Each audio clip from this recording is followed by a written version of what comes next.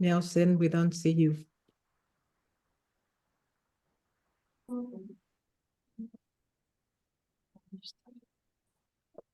Hello, everybody. Hi, everybody. Hi. Hello, Nelson. Hello. I will switch to the laptop. Okay.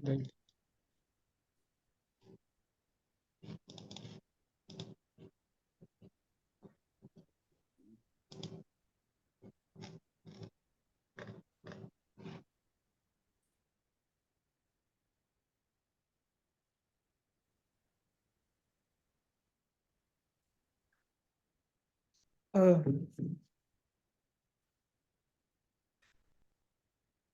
It says Laura is trying to come in and she says, just 1 minute.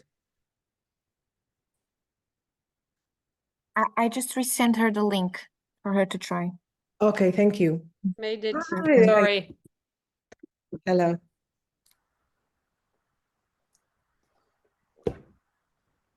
Yes, I have changed to the laptop.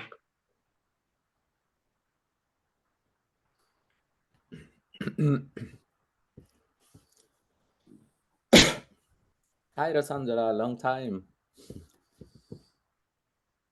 Mm.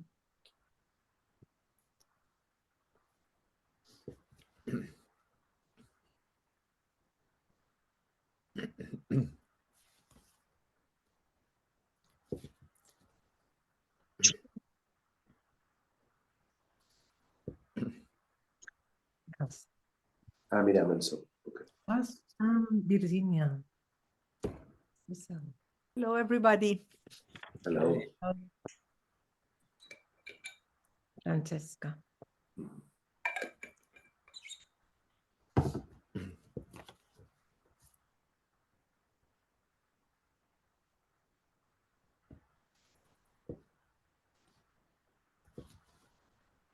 Hey, Susan. Hello, Cecilia. Pleased to meet you. Great to meet you as well. Thank you. Hi, Susan. Good afternoon, everyone. Good afternoon. Hi. Hello, Francesca. Ciao. How? I think pretty much everyone who has filled in, only Mattheus had filled in the survey and is not here, maybe. For the rest, we are all here, possibly. Yes, isn't it? Yeah. Carla didn't join, I think, but it's okay.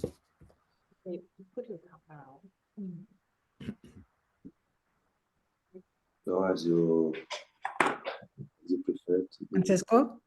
Yes, shall we start? We start? Okay. Hi, everybody. Welcome to this online event of the new DESIS cluster. I will briefly set the agenda of today. So I'm giving this welcome very briefly. We are very pleased to come back together as a group after the last meeting that we had in November. Ezia will say also a few words to start, and then Cecilia will present very briefly the results of the survey that you have all filled in. So thanks for doing that, which gave us lots of insights and topic for discussion today. And then we will facilitate. We decided not to have slides apart from the very first about the results of the survey, but it's very much holding the space for us to discuss collectively. So there is an opportunity to interact. Feel free to raise your hand or write in the chat. Open your mic and we can talk. We'll try to make sense of what we learned, and then we will also discuss the next steps. So for instance, well, Cecilia will tell you, but as you all know, there will be the ESDA Social Design Days in March in Zaragoza, and we also want to discuss how best we can collaborate together. So how frequently we want to meet, what topics we want to discuss, and so on.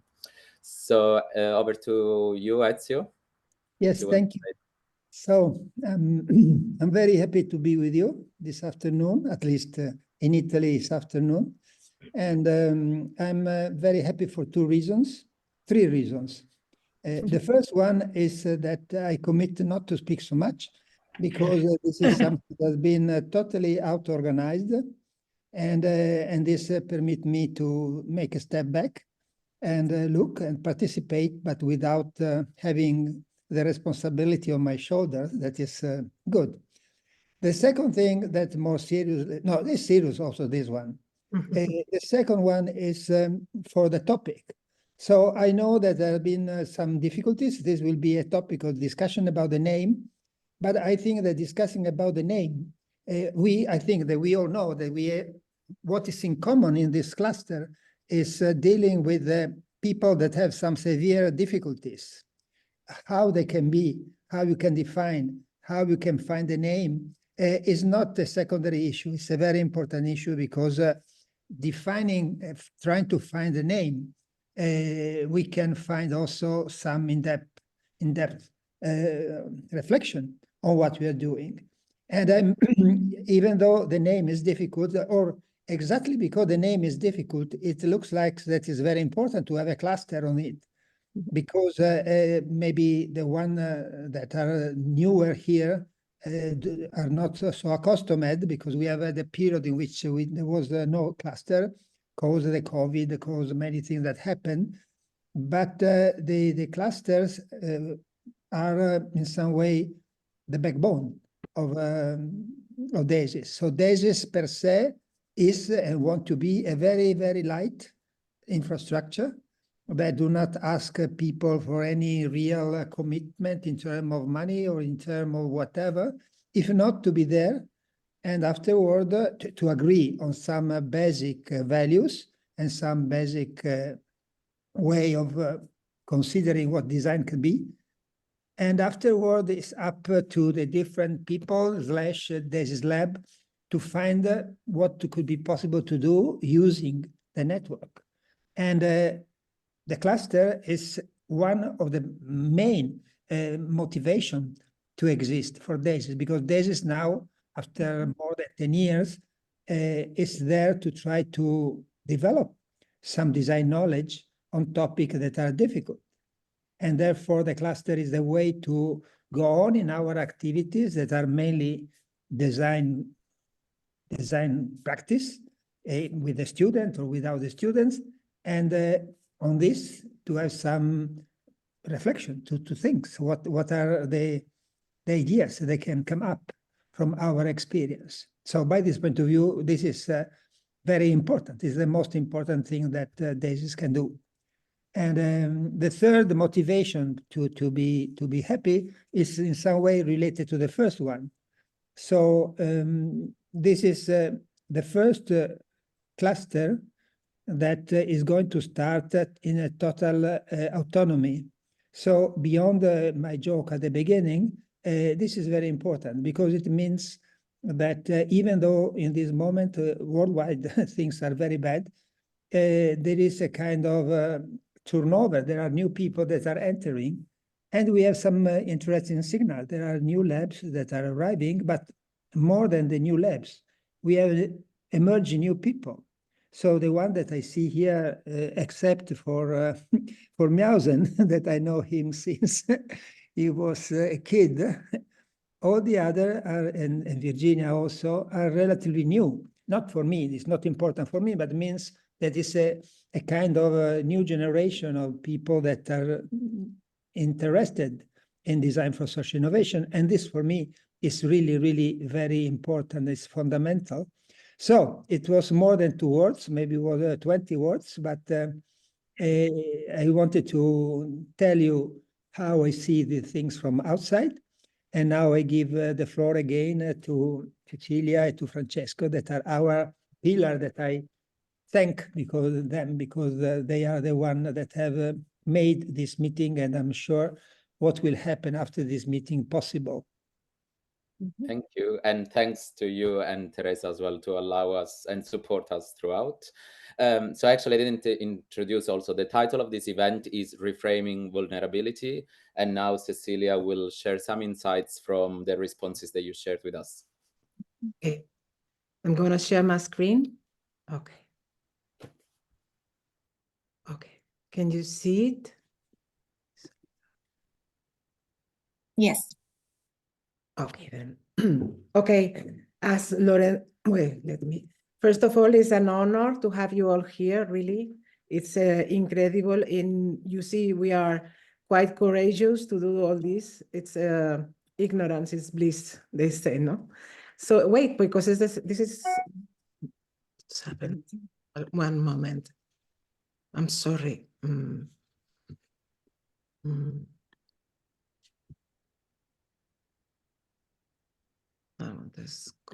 Sorry, because it was a slide.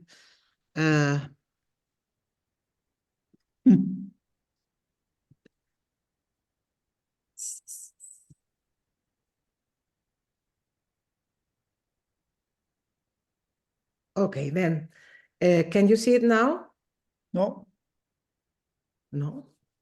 Oh God. we saw it before. All right, I'm gonna print out this itinerary. Am I bringing this up? I don't know. It's fine. Yeah. Okay. See? Yeah. Yes. Okay, sorry. Okay, there were some well, thank you everybody. The DESIS cluster is called Practice and Education in Design for Social Change. There were people who still didn't know very well what it's going to be all about, so I do a short introduction. Why this cluster? Okay, the idea is that the thing we have in common and what makes us different from other DESIS clusters is that we work with vulnerable, let's say inverted comma for all of the time, communities. So the goals of these clusters are exchanging tools and methods to practice and educate in social design and facilitate also DESIS Lab that DESIS Lab can work together, for example, if they're working with the same kind of community, etc. Also, to improve there are very many things to improve, but one of them could be the engagement of the students, of the communities, etc. How we work? Okay, it's always the plan is always the same structure. We send a form from DESIS Lab, from Francesco from UAL and DESIS Lab from Zaragoza, and then you can fill the form, and then the form will be about the topic we have chosen the day before. So it's supposed that in the end of this meeting, we have to choose the next one. And then we will, in a month or so, we will prepare this e-meeting. And we will have the opportunity of meet face-to-face once a year in Zaragoza, Spain. If you want to know more about it, we can speak about this later. Now, what I'm going to do is super summarize the form and then give a short introduction for vulnerability, what it's all about, and to prompt the conversation. So, of course, I'm not gonna delve in the form because the main goal of the form is situate and focus our minds on what we are going to discuss. So that's why you're here. Each one of you can explain your own views on what it is. Just super putting it in a nutshell, we have 12 answers from 10 different DESIS labs with great news from 10 different countries. How do we name the people we work with was the first important questions. And then we had two kinds of answers. The ones which talk generally, and then we have different names like marginalized, disfranchised, underrepresented, underserved, frail, poor, etc. And then the others who are distinctive, who are working, they name them in the situation, each of them are working in this moment, means minor offenders, refugees, intellectually disabled, neurodiverse, etc. How do we deal with this issue? To these questions, there are two points of view that are frequent or are repeated and are interesting, which is the levels can be very harmful. And second, the context is always necessary. These are coincidences and many of your answers. And as said Francesco, we let for the end propose a name or one which is useful for everyone. And this is the most difficult thing because the context always is necessary. So it's very difficult, you're gonna see. And then in the end, we have a multiple choice to extract. Some of you have pointed some of the topics for discuss next day, which could change in the end because maybe we can discover others. So I'm gonna make a short introduction to the topic, which is reframing vulnerability. And then we have different kind of definitions. The word comes from Latin and means vulnus, which is wound, and habilis, possibility. This implies that the term is not static. It means it's not only what you are right now, but it is dynamic. It means that you're prone to suffer harm, and not necessarily you are suffering it right now. So it can be both. Then officially, legally, what we find is named in many constitutions and right bills, etc. But there's always described by enumerations. Europe has introduced or coined a new term, which is ROPE, with ROPE, which means at risk of poverty or exclusion. Then trying to understand what vulnerability is, which is very complicated as I've seen, I see we have seen it has different dimensions. On one hand, and this is the most important probably, it depends on the context and other variabilities. It means it changes depending on the context. However, not only social, economic, cultural, ambiental, etc. context, but also the place you are, the historical moment you're living in, the moment of your life.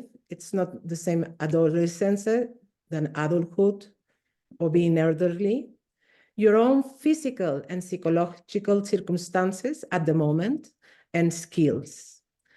The other dimension is permeability. It means that all of us, it's not a closed term, it's permeable. It means all of us have been, are, or will be vulnerable at some point in our lives. And this is absolutely related to care and all these things you are so interestingly talking about. It means all of us will have been babies, will be so elderly too, etc. Everybody's going to be at some point vulnerable. And the other is that not necessarily we are vulnerable all the time. It means you are not always poor, sometimes you are not always refugee, etc. From an existentialist point of view, the thing is we are all vulnerable, and there's a part of our vulnerability which is hidden to others, and even sometimes to our own selves. And I like to bring a quotation of Bob Dylan's, in which he says that in his biography, he says that his mother told him once, he was very angry with someone, and the mom told him, you have to be sympathetic with everybody because everybody is fighting a battle within themselves. So I think this is quite true. Okay, then the other two dimensions are cumulative. It means if you are vulnerable for some reason, you are more likely to suffer other kinds of harm too. And from sociology, we find there are different instruments to measure, quite interesting, and they do also taxonomies, such as the Inclusive Design Research Center has said this, I think it's quite interesting. Vulnerability is related to the full range of human diversity, ability, age, language, culture, gender, and any form of human difference. And in the end, we have the dimension also of the human rights it is related to. On the one hand, liberty, because if you are in a vulnerable situation, you lack in some way of liberty. Equality, which does not mean equality is not about treating everyone equally, but treating everyone according to the circumstances in which he or she is in. And in the end, dignity, because this is the big problem, because labels stigmatize. So if we want to give a general name to what the people we are talking about, it's very difficult to don't call them as others, as if they are other person, different than me. And this with time becomes pejorative.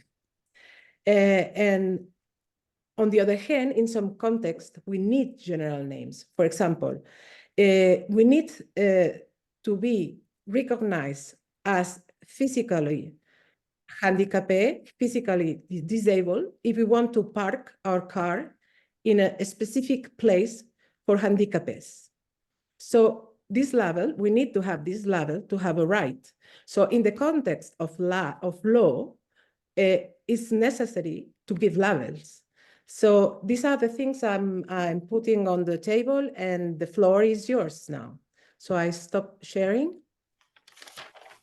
Thank you for listening.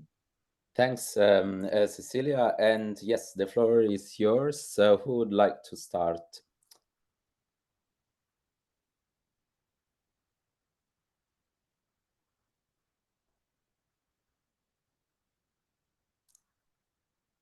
Be brave.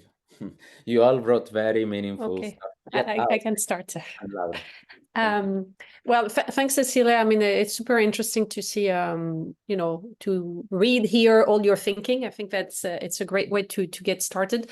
And you mentioned at the beginning, and you ended with labels or naming, and I think that's such an important issue. And I'm just curious to know, you know, I think you showed the tension between, you know, the need for labels sometimes, but the risks that labels have, I guess, for us or for people working with others, and then the other way. And I just want to share one story, and I have no answer. I think I've been struggling with that. And I don't know where everybody is located, but I spent 15 years in the US where, you know, label is very, very important. But at some point where people, you know, currently are fighting those who had labels to prevent, so it's becoming but it shows also the importance of having names or doing this. But we worked with students with so I'm going to use one label with women who were homeless in New York.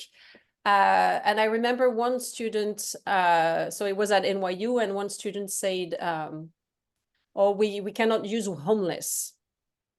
We have to use, you know, experiencing homelessness, because if we use homeless, then we're giving her, you know, an identity. And I was like, okay, that's true. And now, in fact, I read that you should not even say homeless, you should say houseless, experiencing houseless. That's one direction. But what was interesting is then I started looking and even talking with the women we were working with. And one was like, no, I am homeless. I don't want you to say I'm experiencing homelessness as kind of, you know, making it is like, you know, I'm choosing an experience. This is my current state, you know. So I thought it was like, and then I started, we have a podcast, and we did it also with people with disability, and we have a lab at NYU, which is called the Ability Lab. And the people who did this lab decided to use ability instead of disability as a strong view. And, you know, and they have a lot of good reason. I don't have a strong view, I have to say. I keep, you know, going one way or another. So I'm just providing, you know, food for thoughts. But it was very interesting. So one, you know, of a co-founder, Cecilia, like you said, well, if you're thinking of, you know, ability, it's more of a continuum that we have, you know, at moment in our life. You know, we can break a leg and then we need the crutches, and then we, you know, and then also in life, you know, we might at some point, you know, need glasses, and then that's a form of disability, etc. But then we interviewed for our podcast an activist, and she was like, you know, no, I'm disabled. I don't want people to say I'm not disabled. And she holds to this, you know, identity. So it's just, and so it just made me realize that also, as you said, it's dynamic, and maybe it's contextual, and we have to maybe ask people, you know, what makes them feel comfortable.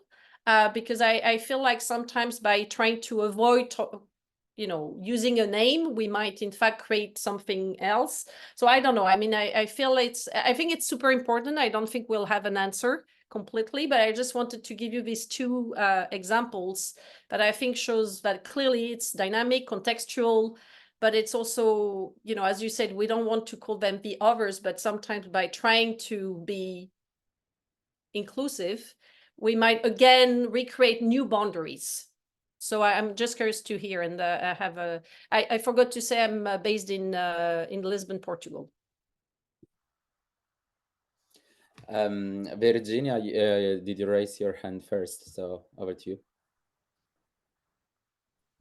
Okay, so many thanks. Just a few thoughts. I really liked this reference to the ability as being like a possibility, a potential. And somehow, towards the end, I kind of lost this sense that new things can happen from the margins. And I think if we talk about the idea of margin, I know that my colleague Francesca Pireda also wrote it in the survey. I think it's really perhaps a different perspective, because each of us in some way comes from the margin, right? And we can recognize ourselves being in the margins, and in many different ways, right? In our identity, in our sexual identity, psychological identity, but also like which kind of disciplines and what are the different complex we that we inhabit, in which ways we come from different places at the same time. So I think there's so many different ways to looking at the margins that we can all empathize with that.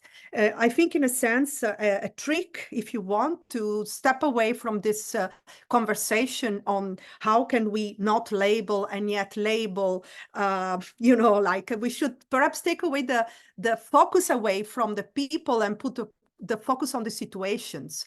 Like it's not, you know, like you are, you know, like for some reason marginalized, but perhaps you find yourself in that situation at this very moment.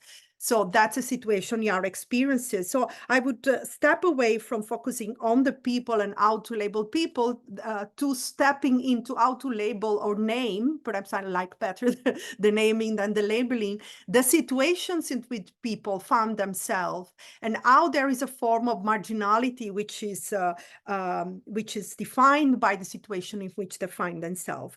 And how this marginality can be a potential, because it can lead to different way of envisioning the future. It can make experience different way of being together, of caring for each other. So I really like also this idea of being a marginal situation like an enabling situation for caring, for reciprocal care. So I would stress like the positive side of the story, because otherwise it's like, again, we are the designer working with marginalized community. It sounds like of patronizing and victimizing at the same time the communities. We are part of this story because we all have a way in which we can relate ourselves to be marginal in some way, to find ourselves in a marginal place that is yet a place from which a change might happen. Yes, I love, in fact, framing it in a more positive way. And I also think that the margins is often, the edges is where innovations often occurs. And also they are very much underrepresented, and it's worthwhile giving a more voice and space to those communities. Beatrice, you were next. Yes, thank you. And thank you, Virginia, because I was going to share a personal experience that goes very much in line with what you said and being on a positive note. So it's very interesting because particularly the topic of the concept of existentialism came to me because I do work in an adapted surf project, and very much the way people understand or see or read the concepts is very much in the line of something that it's the process of cure and the acceptance of the trauma or the acceptance of the stage that they are in. So it's a personal journey that we will never be able to find a way that connects with every person. So it's very important that we do address the topics as a general ones and in a positive way, because also, especially when in this case that we work not only with kids, but particularly with kids, we are not only working with the kids themselves, but also with the parents, which are now part of also of this marginalized group because they feel it as such, because they feel the pain of their kids.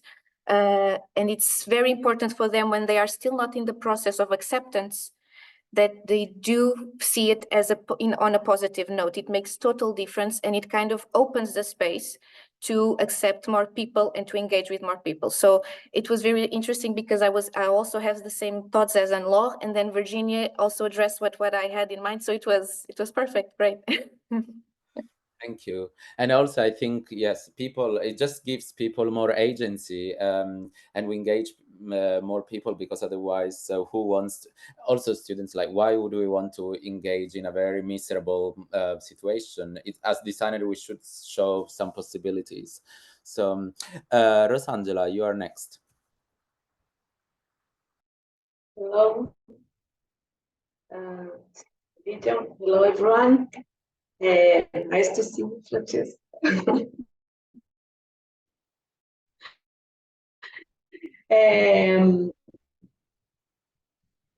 I've just been thinking that giving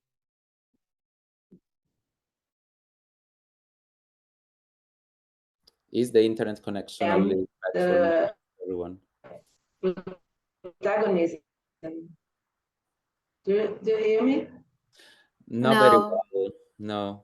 Oh, yes, maybe I should try and change place here. Maybe I'll come back later. The camera, sometimes without the camera, there could be more bandwidth to the audio. Okay, let's try. Yeah, is it better? It is a bit better, I think. So if you don't listen well, I'll try and change place here, okay? But I was saying that maybe it's a matter of giving them real protagonism. And instead of our offering help, it is dealing with groups that are demanding support. That was my thought. Instead of our naming them, they stepping forward, saying that they would like to have support on what they need. Because maybe we have, there are many groups that we think that are in bad life conditions, and somewhat they are happy the way they are. So it's a matter of establishing what is normal, what is good, and it changes from person to person. So I think it would be a matter of giving them the say of if they need support, on what they need support. That's my thought.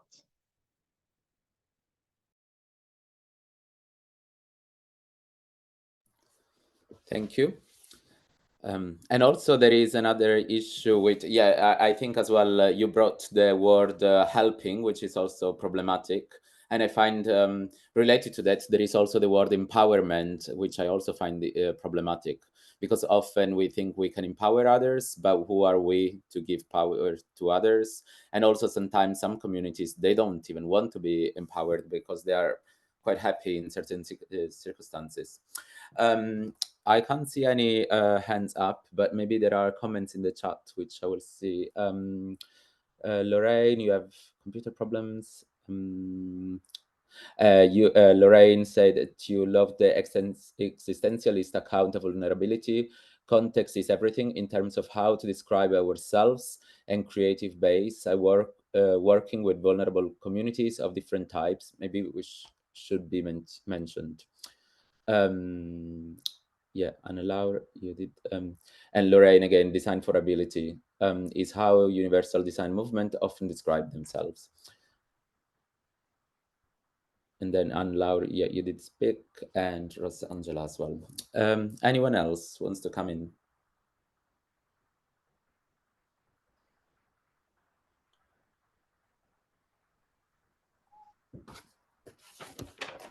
I would like to say that it seems as if everyone, we are all together, seeing that we have to situate the knowledge about these peoples, about the design we want to apply and everything on the context.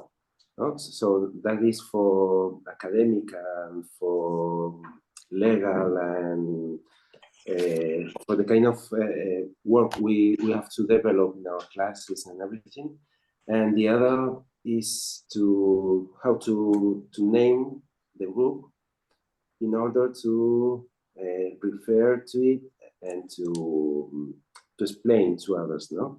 So for me, it's so difficult because we have lots of different words here in Spain, and I don't know if it means the same in your countries, no?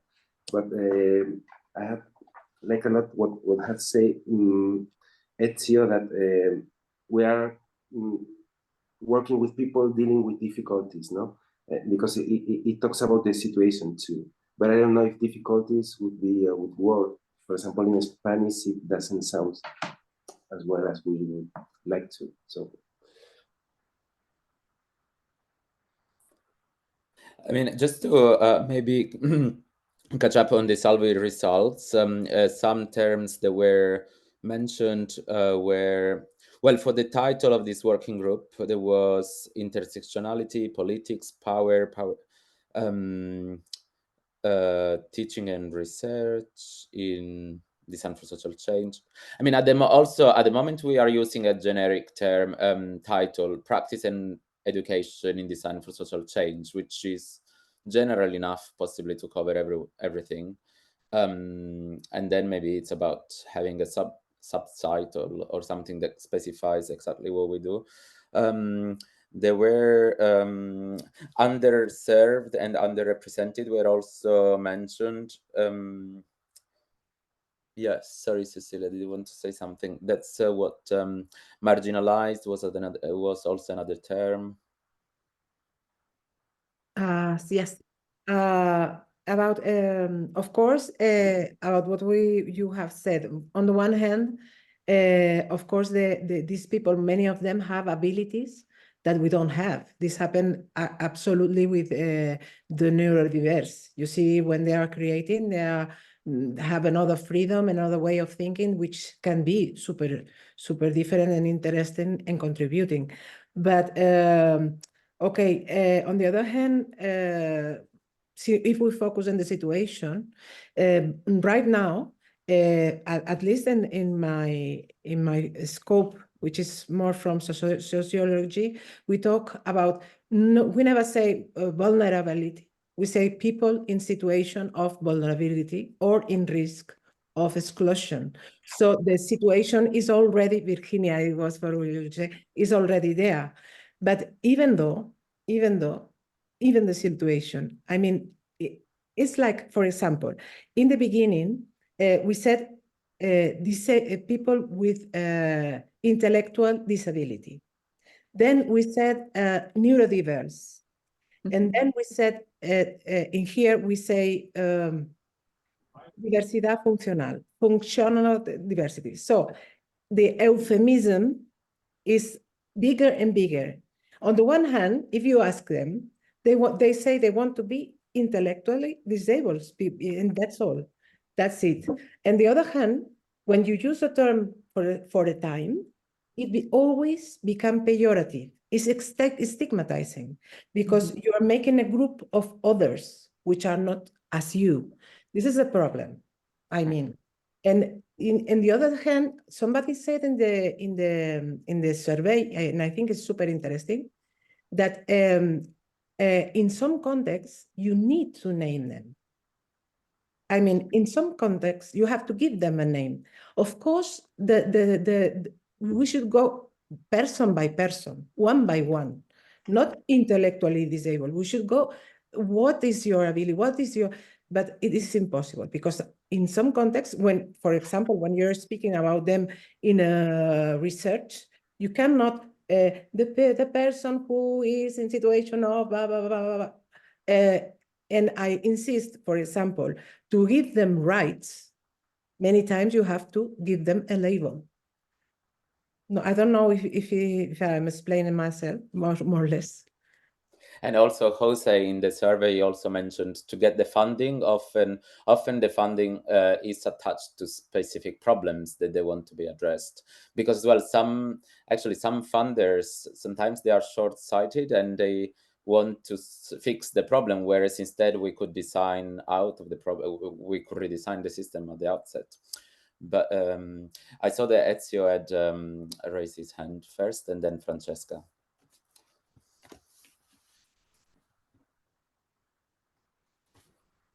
You're on mute. Ezio. For me, Virginia gave a very clever interpretation of how to escape from this problem, because if we remain in the way in which we discuss, it's better to use this name and name the person, we never come out. And also, we do not do it because they are really very diverse. So there's not only that there are different names, but there are really very different conditions. So in between the different typologies of people that we can deal with, where there is some point that is in common, at least for the one that I know and for the way in which the discussion is, we are working in the school. So we are designers and we are working in the school, and we are proposing to students, to ourselves, to go to make some project in situations that are very tough, very difficult. This is what we have in common. So in common is the distance in between being what mainly are the students and the teachers and the people that you can find living in the place where we are. If it is a prison, if it is a place for refugees, if it is a hospital with very problematic people, and so on and so forth. And if I remember well, somebody at the beginning of the discussion said that this cluster is not so much on the things per se, because they are very diverse, but on what does it mean in a school of design to bring the students in such a complex, difficult, distance place. And given that there are other activities that we can do also in the field of design for social innovation that are not so if you do with a student a farmer market, okay, the farmer market is not what they do normally, but they have not to really go out from the normal way of being. If we ask them to think about or how to organize a social street. But if we bring them in one of the context in which you are working, this is something very, very specific, very, very peculiar, with some responsibility, with something that has to be designed because several reasons. And so for me, we can name the context. It could be the context, could be marginal, or could be difficult, or could be whatever. But at least I think that will be good for the conversation if we agree on what you have in common. So why this group is together now. And in my view, this is the motivation that can bring to the name.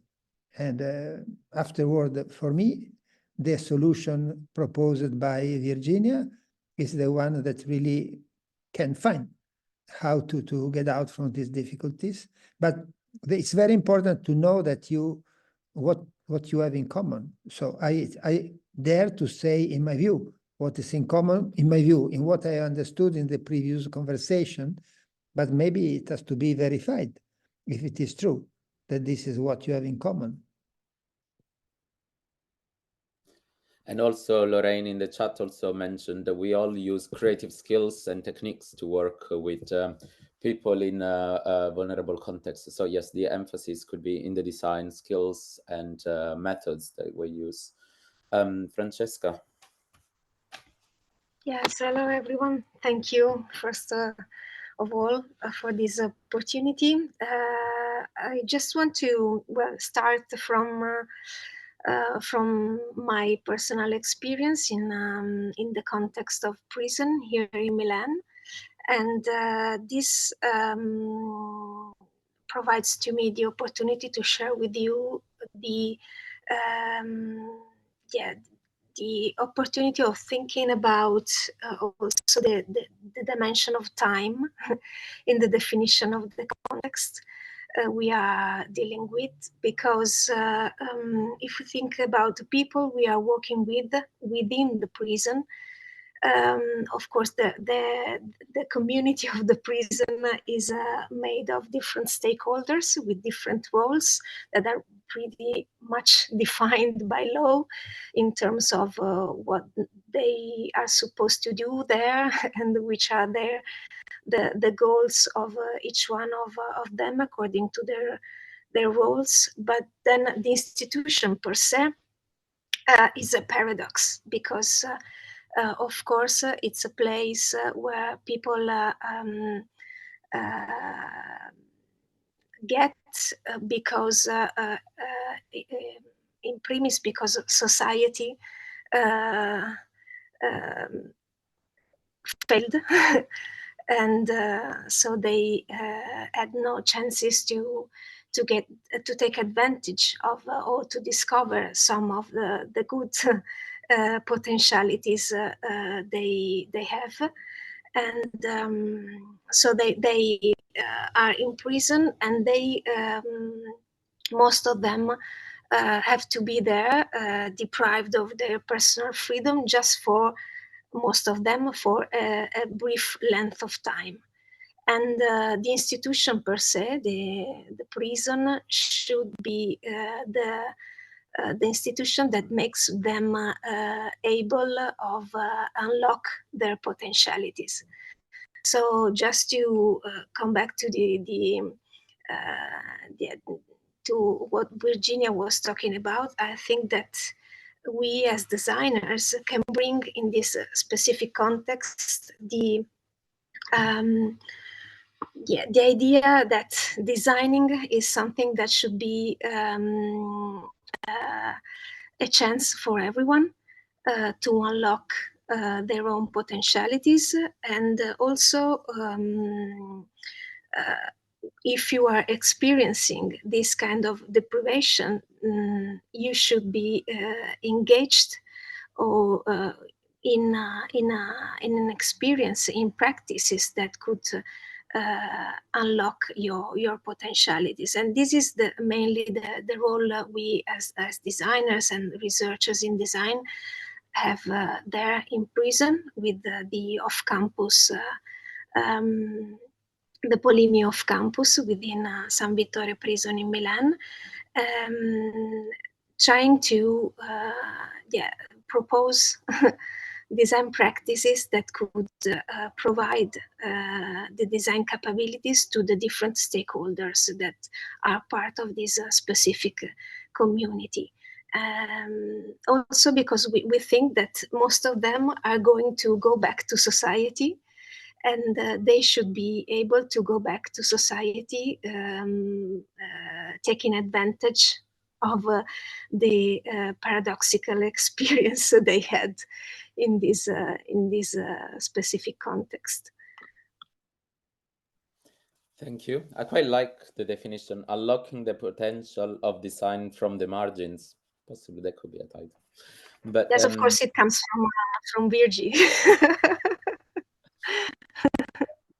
I'm mindful of the time because it's almost already 4 p.m. in the UK.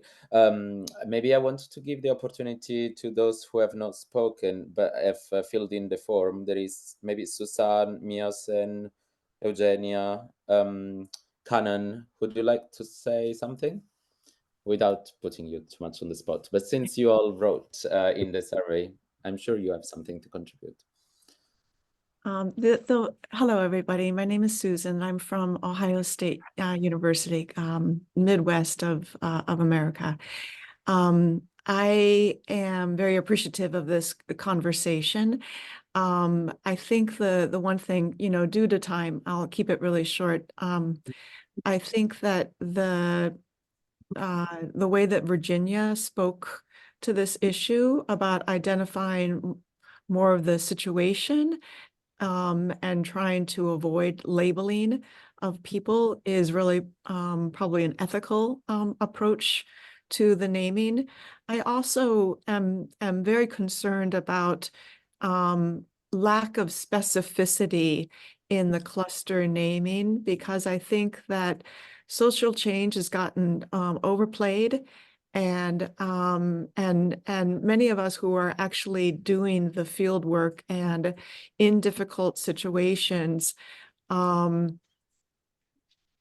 think that the social change kind of, maybe doesn't do it enough, and it's easy to kind of gloss over it. I was very attracted to this cluster when it came up because I identified with vulnerable communities. I work primarily with the Poprua, the national movement for the street situation population in Sao Paulo, Brazil. And so they do identify themselves as vulnerable. So they're, so I identified with the cluster name as well. And, but I'm very appreciative of, it's a long title, but the unlocking of the possibilities at the margins. So I think that that's certainly the approach I take. It's a very positivistic approach, working directly with them through design skills and design methodologies and design kind of thinking for their situation. But I think there's also an aspect of reality that we want to bring. There are different situations that really require us to not always, to be working in a very, positive, upbeat way with them, but also not to diminish the situations. And, maybe somebody like Paulo Freire would say, nobody's free until we're all free, right? And so having that underlying mindset about this is a critical component to, working in these at the margins or designing with others at the margins or whatever it might sound like in the end. But I'm very appreciative of this conversation, and I have another meeting at 10, so I'm gonna say goodbye, and lovely to see you all. Thank you. Thank you, Susan. Who else has not spoken yet? Miasen. Well, yes. Good evening, everybody. It's very late at China, so I hope I'm still have clear ideas. Anyway, it's really my pleasure to be part of this meeting, and this is my first time to involve this cluster. I hear that Cecilia mentioned about this cluster in Beijing. So I will try to follow this cluster to learn something more. Talking about the name of the cluster, I was thinking about the name of the cluster, if it's a kind of communication between our labs and the researchers. Maybe it's not it could be precise in academic terms. So I also face what Cecilia said, the challenge. It's not that sensible. But if the name of the cluster will be also communicated with the vulnerable community, it can be nice if we could be more friendly, more.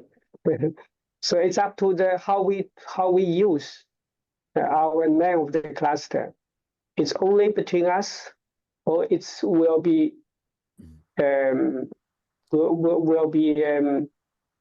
communicated for the also the vulnerable communities. If they know our cluster, I think we can be more considerate. In our experiences here in Wuxi, we have been working on the project for the people with disabilities, intellectual disabilities. So we call our project as a kind of the active welfare.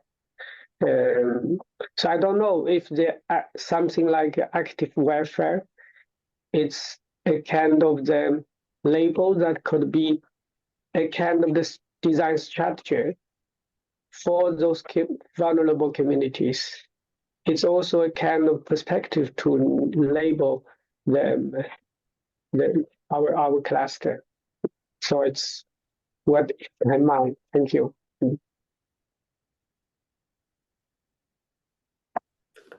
Thank you. Also, to be honest, I'm thinking that because it is quite complex and the discussion is quite nuanced, well, I guess we need a title, but possibly if we will have a web page, a presence in the website, maybe we need a blurb that describe and can unpack all of this, because whatever term we decide on will also have some shortcomings, whereas maybe in a discussion we can bring the nuances and the reality of the diverse contexts. So possibly having that. Is there anything else from the chat? No. Did everybody speak? Eugenia? Karen? If you want to say something, are you on mute? I think Eugenia is speaking, but we are not listening. Yeah, you are on mute, maybe. No. Eugenia.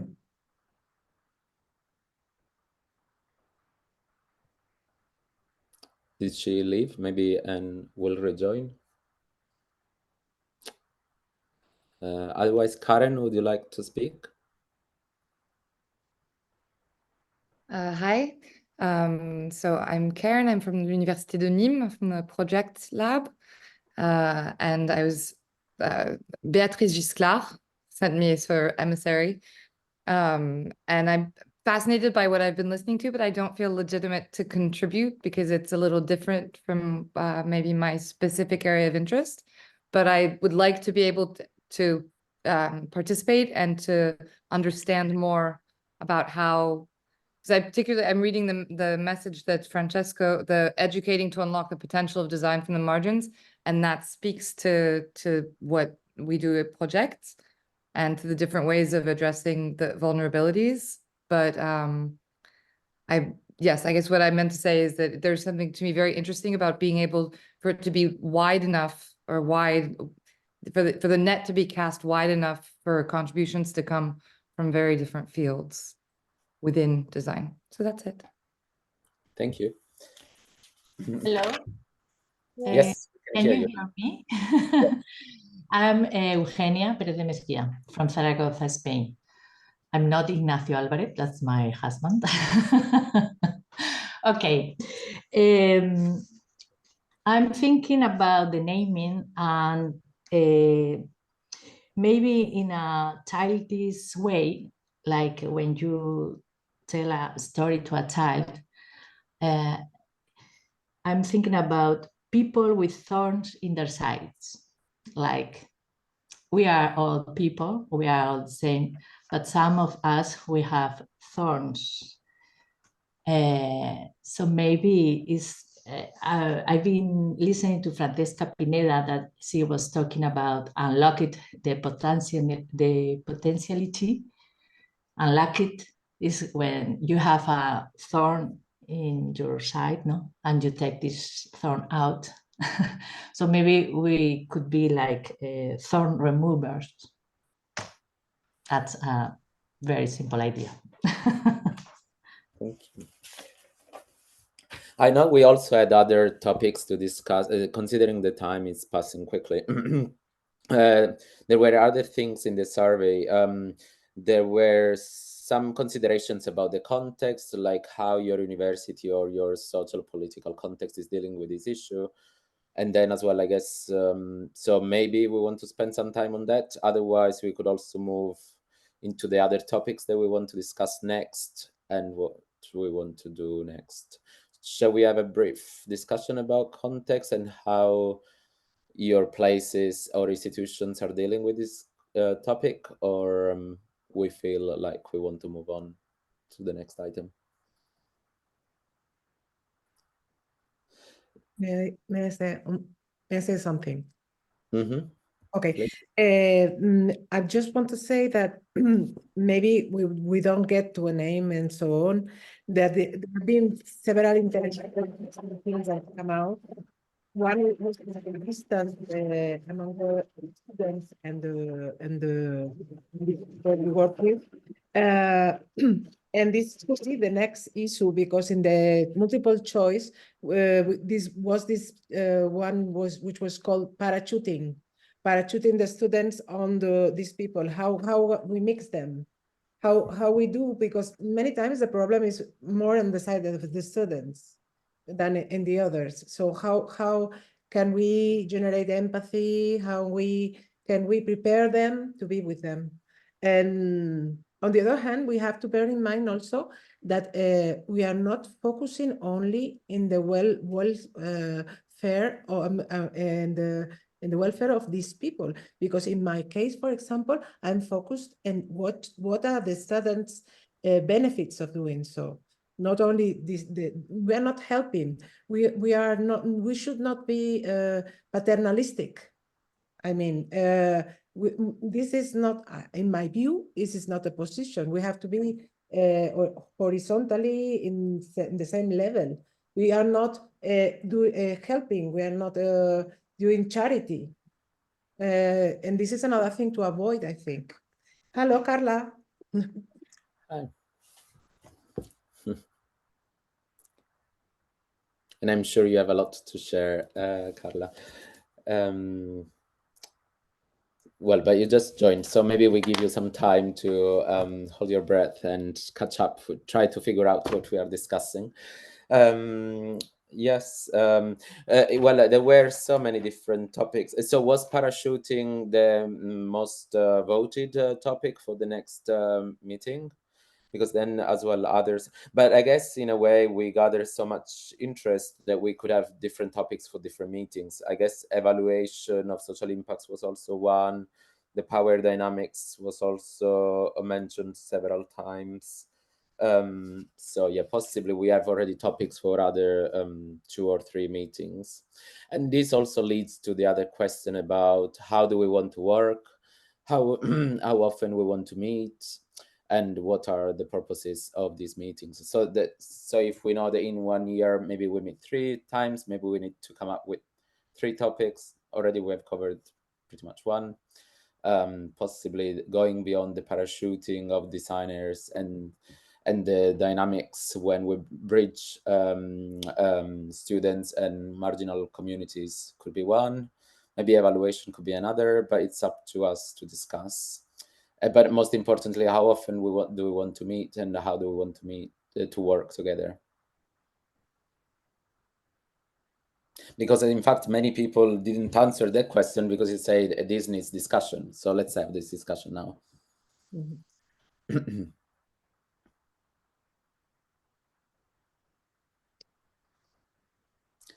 Most people, I think they meant there were the answers were 2-3 times, once every 3 months, which possibly is the same, like meeting 3 months in a year. Virginia. thinking about previous cluster projects, like what is the experience of a cluster project I've been already involved with. I think one thing that helps is really to understand what are we working towards. Like, is it like, like we want to share methodology and make a sort of showcase of tools and methodology? Do we want to make an exhibition with all our projects so that we have the possibility to like to explore in that form, how to create a conversation between us, like a fill-in form in which we explore the different kind of steps, the methodology. I'm sorry that this is all a bit boring, but I think we need this kind of view, like we are working towards those moments. Very often what comes out of a cluster project is a book. So like really like a book that enables to think about the topic, and that generates also possibility of writing together, of pairing different groups. So those are just suggestions, like, what is that we are working towards? Like, are there kind of concrete outcomes that can help us to, facilitate the work together? Mm-hmm. Absolutely. Yes. Yeah, and these are all great ideas. In a way as well, with the form, we are kind of doing a little bit of mapping and definitions, which could be this first step. But yeah, definitely having something more ambitious, like an exhibition or a book, would be fantastic. And someone also mentioned potential, I guess there is value in the networking that can lead to collaborative projects potentially as well. Mm-hmm. Of course, it's a matter of like... For example, here, to my knowledge, there are 3 persons that are working in prison, which is, of course, Lorraine, and also Francesca. And here in Spain is Eugenia. It's something to be in contact maybe, or something. Yeah. And then the idea, I'm afraid we are answering to Virginia, we are turning too much theoretical, because maybe this is a work for philosophy talks, and we should be down to earth and be more practical, and then try to exchange tools we are using, for example, for avoid parachuting, or even if this can also be written or become an article or a book, but also more toolkit, more tools to share. How do you do with this kind of people? How do you do with this other? This kind of more practical things. And then this more theoretical, this is the first time we meet. Maybe it's just the first time, let's see. But this more theoretical that I love a lot to talk about, but in practice, maybe is not so practice. So maybe we should go down to earth again and try to exchange methodologies or ways of dealing with different situations. Yeah, but the book could be a methods book, for instance. It could be a catalog of methods, for instance. No, a method.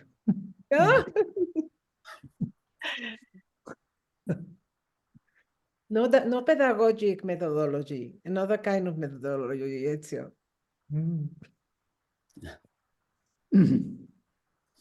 Beatrice?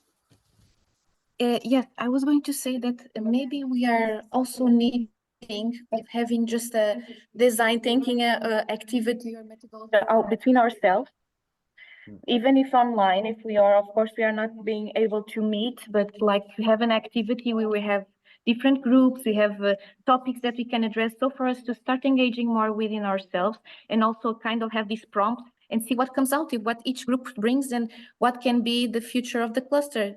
So let's start with topics that we would like to address, and maybe for the long, see it for the end of the year, what we want to go with this cluster. Do we want to have an in-person meeting? What will be the goal of that meeting? And start with that, be a little bit more dynamic and engage within ourselves and see what comes from that.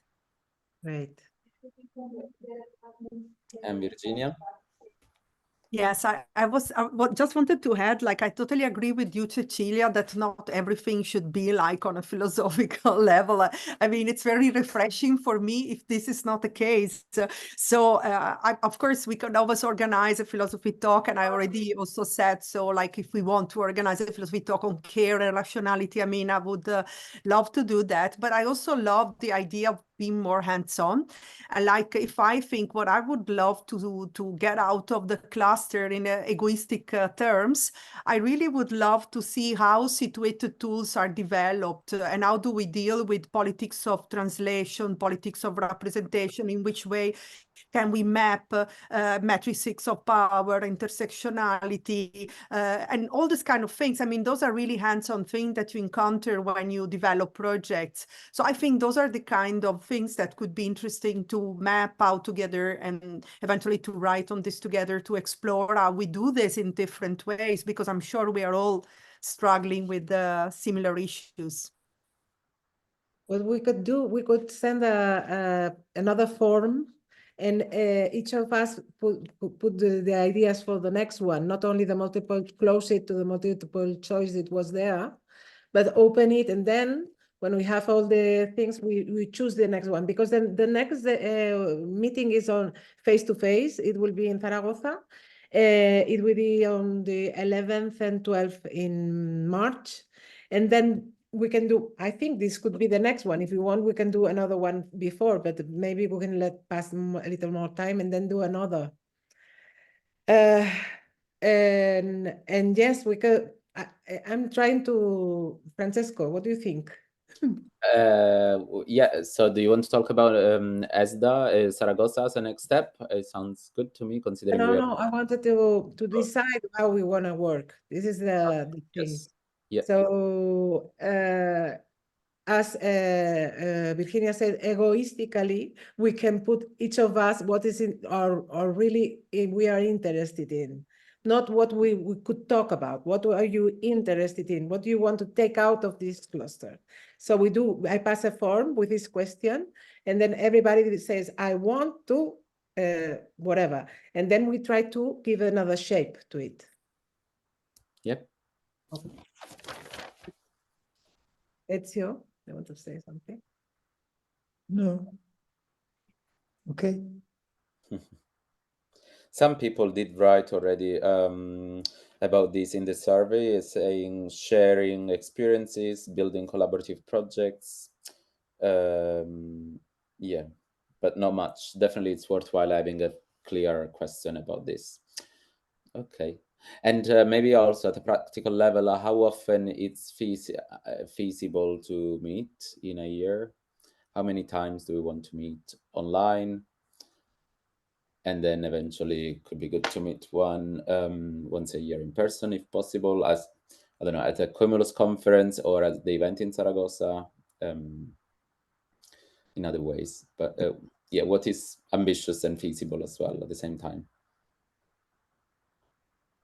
I think maybe you can also have in the form like an open space for if any of the DESIs want to suggest a particular activity for us to do among ourselves because I feel like the time is very connected with the activity itself.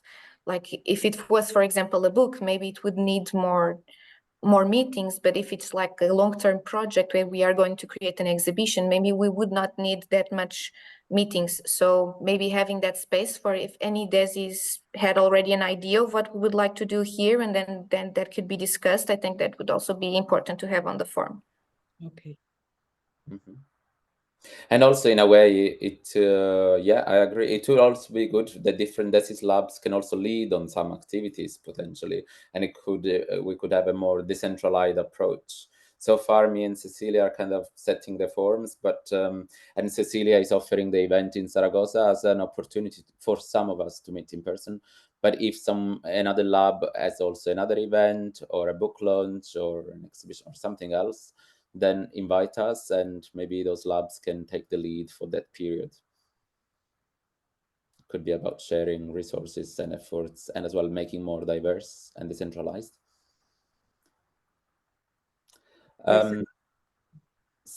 Ezio has his hand. Yes, small words, yes. small suggestion. I think that to have the opportunity of having a meeting face-to-face in Saragossa, and this is going to happen also in the future, this is a very good opportunity, but in some way it has to be in parallel with the work.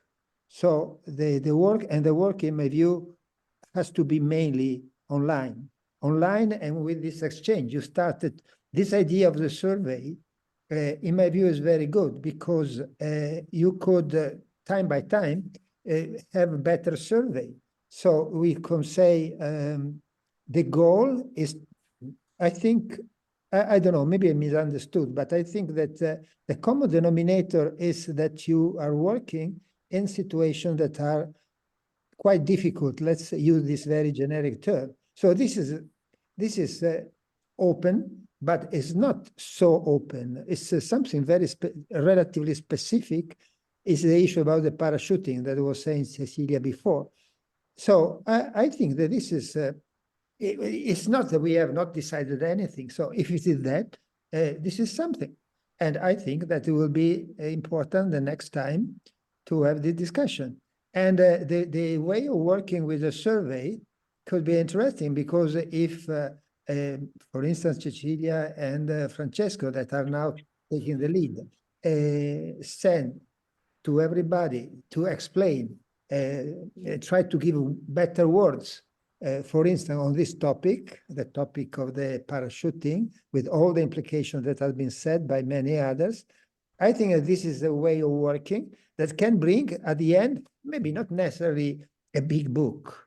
So maybe you will also do a big book, but at least to have a booklet. So to have the possibility to say in 1 year, we want to clarify some naming, because naming is important, but some very practical issue. So what does it mean? What is the assurance that you have, for instance? What happens if something goes wrong? So I will say from discussing what is the meaning to how to work in this parallel peer-to-peer way, even though we are so different, but at the same time also something very practical. What you answer to the parent when they ask you, why are you bringing my kids in the prison? So I think that it's really very challenging issue that has some simple but very challenging questions. So if you imagine to have a series of questions and during the year, maybe once every 2 months, there is a question, progressively the question become more focused. And at the end, you put together this answer and maybe having a common language, you can write something that is the summary after 1 year of the discussion. In my view, this is, it could be also a book afterwards, but a book, to have a book, you have to have the contents. So the issue is to build the contents.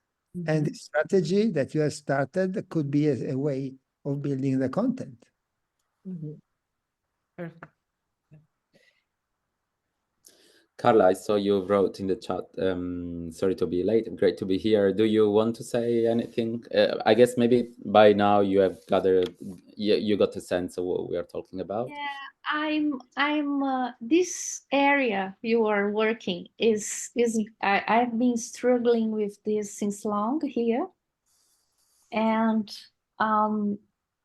I started to avoid this kind of projects because of the asymmetry. I had a very unpleasant situation when I bring my students in the favela, and I'm a little bit traumatized. And this asymmetry is, I understand there was something wrong. It was really, I can tell you in detail one day. It was because this asymmetry was like, we couldn't as designer to make in this is a great framework that these were happening. So this cluster is calling me to think again on this after this bad experience. And look, I didn't bring students from Europe. It was students from another neighborhood. So in a country and a city like mine you are inviting me to think on this again, and maybe to find a way to, my insight here were not, so I will share with you, and that's what I start to do, is not to go in the favela, but to bring them in public areas. So places that I call it the hubs, on which they are not in their area and they are not in my area, but the public spaces are areas on which things can happen without, and from public spaces are places on which we can start to build on something new, because public space are public. So it was what I started to do here. So just to share my experience was to work in squares and so where all sectors of society we pass through. So this is what a way to avoid this invasion of aliens in another spaces and so on and so forth. So that's, so I'm really a little bit processing data, because you have the examples of prisons. So it's another example. So I'm starting to work. And the second comment is that you use the word vulnerability. And this word is very powerful, and we need to take care, because they can have also positive way to deal with vulnerability. So when we talk about vulnerable communities, and we are all vulnerable in some way and somehow. So I have written about vulnerability, so maybe we can think on in our glossary how we can deal with this word vulnerability, because they are very powerful and meaningful for interpersonal relations. So I would like to be vulnerable, because this is a way, for certain point of view, to be in contact with the other people, because when we are vulnerable, we meet people in solidarity, in community. And so reframing vulnerability for me is to say, let's go to vulnerability. It's the totally the, and I don't want, so which kind of vulnerability we're talking about? Financial, but interpersonal vulnerability is good, because when you're fragile, someone can meet you and join you and help you. So we need to take care of this word. So this is my two comments, and I really apologize, but I'm very interested in this cluster, and thank you for organizing this. And to hear me at this point is an honor. Thank you for waiting a little bit.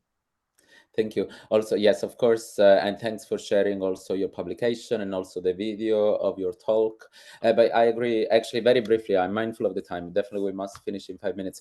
But also, in the last term, I also set up a student project brief at London College of Fashion with the students and the refugees. And also at the moment, and actually when it started, also the conflict in Gaza explored. So there was lots of heavy emotions, but as well, in a way, the students, and we had to deal with the ethics of this work, but in the end, the students at the end, they found it was a very transformative experience. And as Carla said, actually being vulnerable at the beginning was very challenging, but actually that made them more open to others, to build empathy, and at the end, they felt completely transformed as people. So yeah, there is also a positive, after we overcome the trauma of that vulnerability, it can open up for a process of change. Cecilia, do you want, so I guess next would be...